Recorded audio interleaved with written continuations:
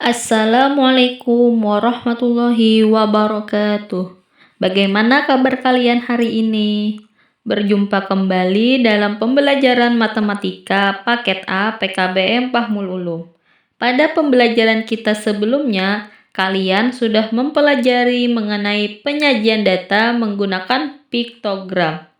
Dan pada pembelajaran kita hari ini, kita akan mempelajari mengenai penyajian data dengan diagram batang.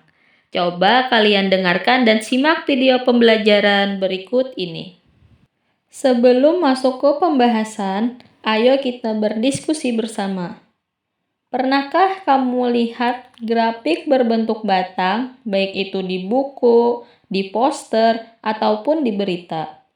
Dan menurutmu, mengapa data tersebut tidak hanya ditulis dalam bentuk tabel?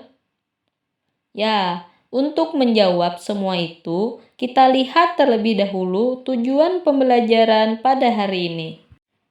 Setelah kalian mempelajari materi hari ini, kalian diharapkan mampu menjelaskan pengertian diagram batang.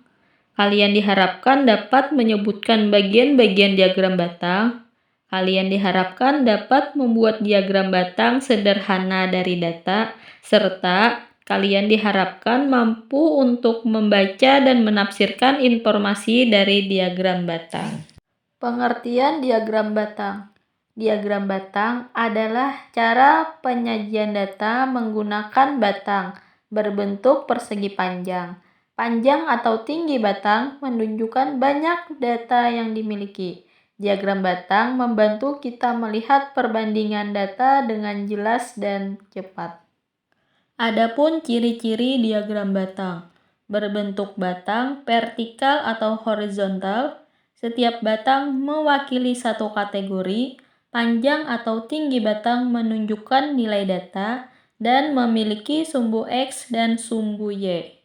Itu adalah ciri-ciri diagram batang. Fungsi diagram batang digunakan untuk menyajikan data dalam bentuk visual, membandingkan jumlah beberapa data, membantu memahami data dengan lebih mudah, serta menarik kesimpulan dari data yang disajikan. Jenis-jenis diagram batang ada 4. Yang pertama, diagram batang vertikal. Yang kedua, diagram batang horizontal. Yang ketiga, diagram batang majemuk. Dan yang keempat, diagram batang bertumpuk. Jadi, pada pembelajaran kali ini, kita akan mengenali apa itu diagram batang. Perhatikan gambar berikut. Di sini ada jenis-jenis diagram batang. Yang pertama ada diagram batang vertikal. Yang kedua ada contoh gambar diagram batang horizontal dan ada contoh diagram batang ganda. Untuk jenis diagram batang dapat kita pilih sesuai dengan kebutuhan penyajian data yang akan kita pakai. Di sini ada contoh bagian-bagian diagram batang. Yang pertama ada judul diagram, yaitu diagram batang buah favorit siswa kelas 4. Yang kedua ada sumbu tegak atau jumlah data pada bagian samping kiri. Selanjutnya ada skala atau angka pada sumbu. Ada juga batang diagram dan sumbu mendatar atau kategori data. Setiap bagian memiliki peran agar data dapat dibaca dengan benar. Jadi bagian-bagian diagram tadi ada judul diagram, ada sumbu tegak, ada skala atau angka, ada batang diagram, dan sumbu mendatar. Setelah kita mengetahui jenis dan bagian-bagian diagram, cara membuat diagram batang, adapun langkah-langkahnya. Yang pertama, menentukan data yang akan disajikan. Yang kedua, menentukan sumbu mendatar dan sumbu tegak. Yang ketiga, menentukan skala pada sumbu. Yang keempat, menggambar batang sesuai jumlah data. Dan yang kelima, memberi judul diagram. Pada bagian-bagian tadi, kita sudah mengetahui. Lalu, untuk cara membuat diagram batang, kita sudah mengetahui langkah-langkahnya. Adapun cara membaca diagram batang. Saat membaca diagram batang, perhatikan judul diagram untuk mengetahui data yang akan disajikan. Selanjutnya, tinggi atau panjang batang kita harus memperhatikan. Lalu, skala pada sumbu dan perbandingan antar batang. Dengan membaca diagram batang, kita dapat mengetahui data terbanyak dan terdikit. Contoh penerapan diagram batang. Diagram batang dapat digunakan dalam kehidupan kita sehari-hari. Banyak kita temui dalam menyajikan hasil penjualan. Juga dapat digunakan dalam kehidupan sehari-hari dalam kegiatan pendidikan, yaitu menunjukkan banyaknya jumlah siswa.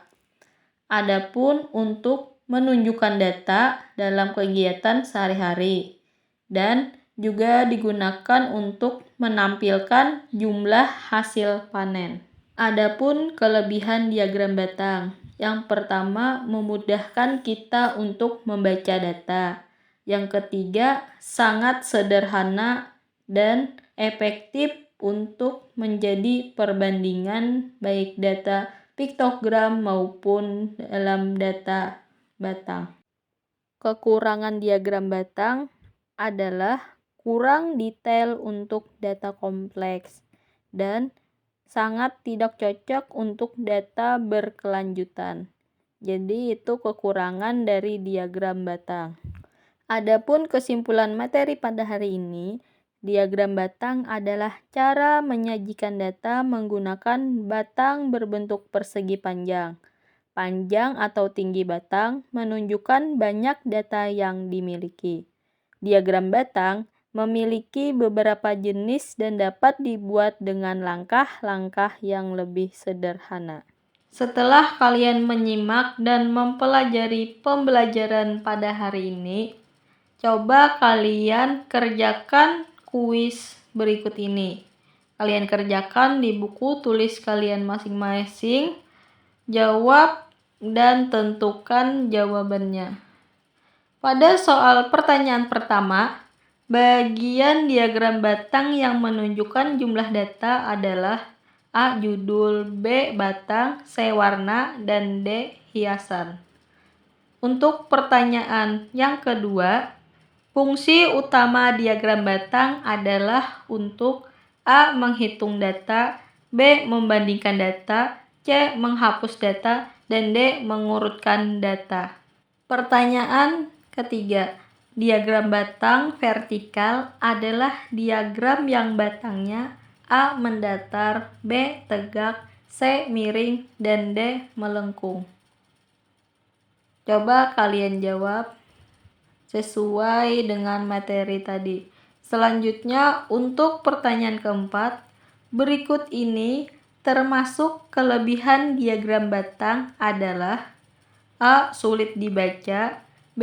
Tidak jelas, C. Mudah dibandingkan, dan D. Rumit. Untuk pertanyaan nomor 5, jika suatu batang paling tinggi pada diagram, maka artinya A. Nilainya paling kecil, B. Nilainya paling besar, C. Tidak ada data, dan D. Datanya salah.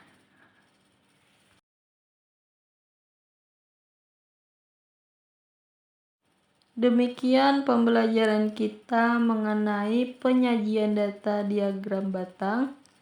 Semoga kalian dapat mengamalkannya dalam kehidupan sehari-hari. Sampai bertemu pada pertemuan berikutnya. Saya ucapkan Assalamualaikum warahmatullahi wabarakatuh.